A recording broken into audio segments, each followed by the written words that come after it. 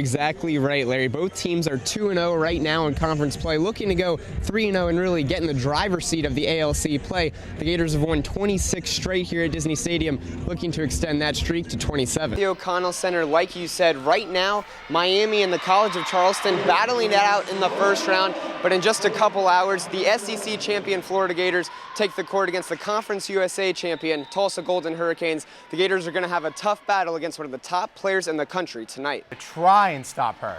You got that right. Tyler Henderson leads the country in kills per set. The Gators will have to rely on Chloe Mon, the SEC Player of the Year, as well as seniors Tangerine Wiggs and Betsy Smith tonight.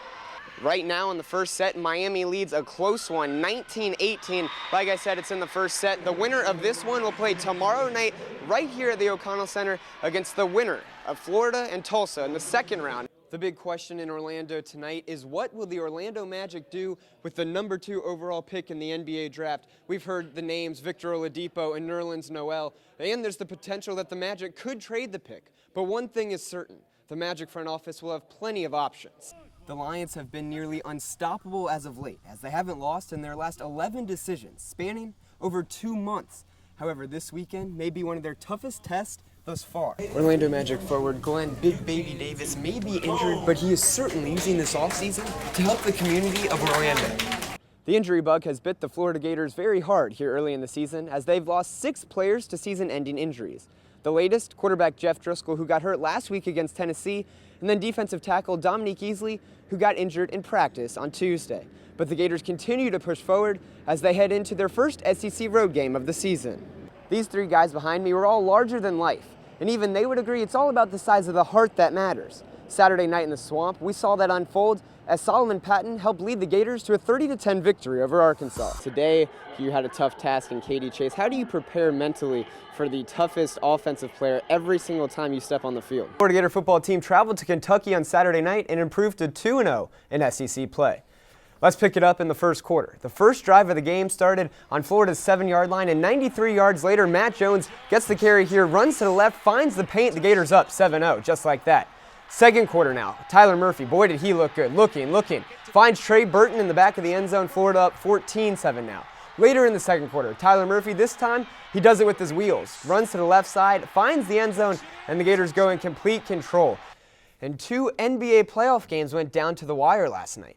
The Chicago Bulls, even their series at 1 with the Brooklyn Nets, the Bulls had a balanced effort with 5 guys scoring in double figures, including former Gator Joakim Noah. In case you haven't heard, the Florida Gator football team is near the top of the BCS standings. And the first BCS standings of the season, the Gators come in at #2, only behind Alabama. Speaking of 2s, yeah, you know, Alex, it's a big 22nd, but another 2 that's might be a little bit more important. The Gators, #2 in the BCS standings. Coming up after the break, we're going to talk Gator football and all the other sports from over the weekend. I mean, no one was expecting that, huh? Will Muschamp is certainly bringing sexy back to Florida football. Here at Daytona, getting ready for the Coke 0400, where the excitement is through the roof. Everybody wants to know, is Tony Stewart going to dominate this track again, or is it going to be somebody else standing at the podium tonight in Victory Lane? With over 175,000 screaming fans at the Speedway came several different opinions too. 43 different drivers in the race means 43 different fan bases all cheering for their favorite cars. As fans come from far and wide to watch the race, some put thought into choosing a favorite driver, while others not so much. Well, I used to be a Dale Jarrett fan, and then he retired, and Carl Edwards was the next best guy. Why are you excited about the race tonight? What are you looking for? I'm looking for Carl to win. Juan Pablo Montoya. Why? I love Target. Even a big-time celebrity such as Shaquille O'Neal was at the event as one of the grand marshals, and even Shaq had an opinion on the race. Do you have a favorite racer? Danica Patrick. Oh yeah? Is she gonna win tonight? I hope so. Once the green flag dropped, though, it was all business. Tony Stewart had the pole position at the start. Smooth sailing early on with no major wrecks for the first 100 laps, but with just 40 laps to go, Jimmy Johnson takes the lead. Then, with just 11 laps left, there goes the big one. 6 cars in that wreck as they bring out the red flag. Then, in the final laps, Danica Patrick was in the top 10 before a crash that caused her to fall back. And JJ crosses the checkered flag and makes history once again. Five-time Jimmy Johnson becomes a four-time champion in the 2013 season as he sweeps Daytona, winning the 500 in February, and now tonight winning the Coke Zero 400, just edging out Tony Stewart. From Daytona International Speedway, I'm Kyle Benzion with West 2 Sports. Helmets clashing, the smell of fresh grass, fresh paint, eye black, 2 days on hot summer days, a glimmer of hope, a new season, a new beginning. Just a typical start of a new football season on most college campuses around the country. But in DeLand, Florida, a new season means so much more. Stetson played their last football game nearly 57 years ago. But with the reemergence of the Hatters program comes tradition and a new state-of-the-art facility. Spec Martin Stadium is undergoing a nearly $4 million renovation as the Hatters get ready to join the Pioneer League in Division I football. The facility will include 3 luxury boxes, a fiber optic scoreboard, and media seating.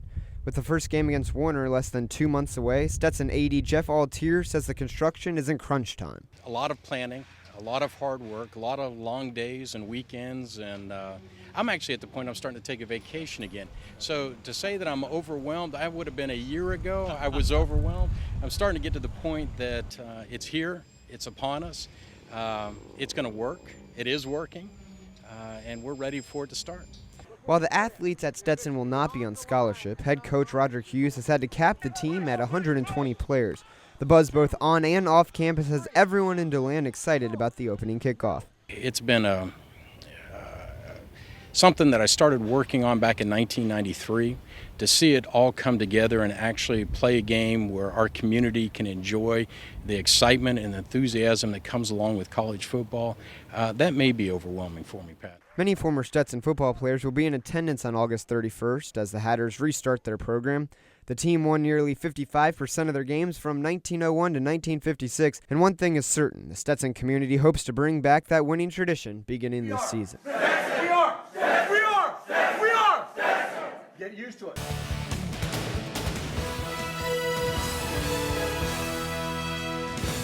Welcome back, I'm Kyle Benzion. News came from Florida head football coach Will Muschamp today. Starting running back Matt Jones will be out for the season after knee surgery. He tore a meniscus against LSU, making it 7. That's right, 7 Gators that are now out for the season. I hate it for Matt. He's a great young man, and to go through what he's been through this fall, missing most of fall camp, working his way back in shape, starting to feel good about himself, and as far as his, how he felt physically, mentally, and then to have this setback is just disheartening for all of us. As for the game against the Tigers, let's pick it up in the first quarter. On Florida's first drive, here's Tyler Murphy looking, finds Trey Burton in the middle of the field. This led to a Florida field goal. Frankie Velez, the walk-on, hits a 44-yarder. Gators go up 3-0. But LSU would respond.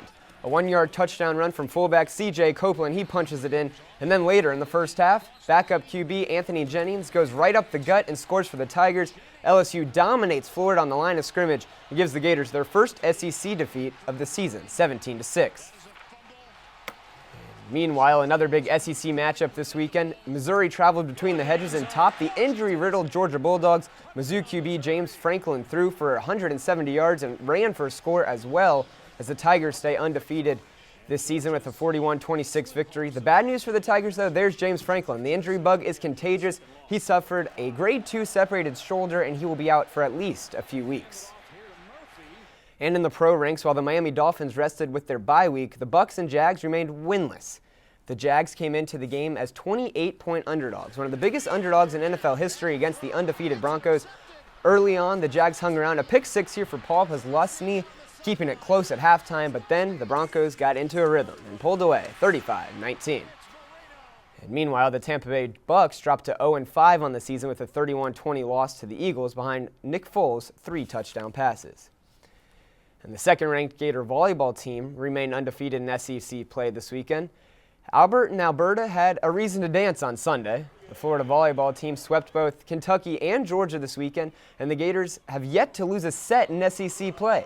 Freshman Alex Holston combined for 24 kills in the 2 games. I hope we can't predict what her ceiling is. We think it's pretty high, and we thought that would be the case when we recruited her because of her length, her quickness, her jump reach. I mean, she had all of these tools. Next up, the Gators try to stay undefeated in the SEC Friday at Arkansas. And an epic playoff baseball game in Beantown last night. The Detroit Tigers pitching staff gave up only one hit in the first 15 innings of the series, but with the Tigers up 5-1 in the 8th inning, bases loaded for Big Papi, and with one swing of the bat, going, get out of here, it's gone. David Ortiz, clutch grand slam. Then in the bottom of the 9th, Jared Saltalamacchia at the plate, Johnny Gomes at third, a walk-off. The Red Sox win 6-5 and tie the series at 1 apiece in dramatic fashion. In one baseball game tonight, the NLCS, the Dodgers and the Cardinals. Dodgers down 2-0 in the series, but it is in LA tonight. Awesome. Well, thanks for joining us, Kyle. More news after the break. Stay with us.